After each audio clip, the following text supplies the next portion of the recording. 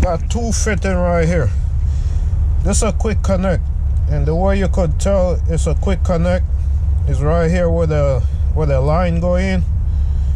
You just push it in, and once you pull on it like you're gonna pull it out, the line will lock in.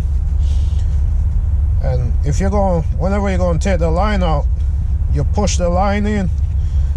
You could use your hand and hold this down.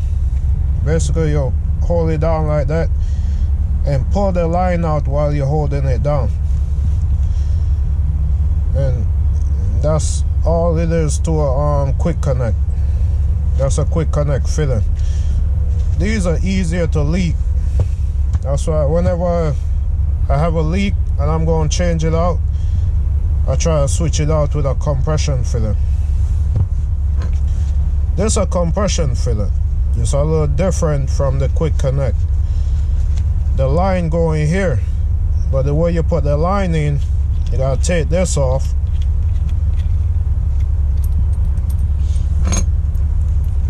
You put this over the line, put this one over the line also, and then you push the line onto right here. So this gonna be on the line, and it gonna go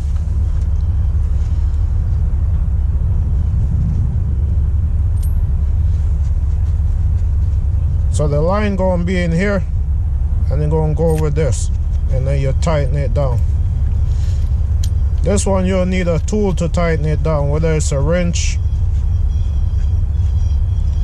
or adjustable wrench, and you tighten it down. And these don't leak as easy as these do. A lot of your ear leaks, if you have these on your truck, a lot of times that's what's leaking. That's why I try to switch them out with these. These don't leak as much as this do.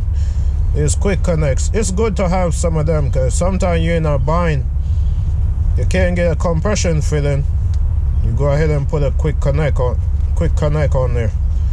They have them in different shapes and different sizes.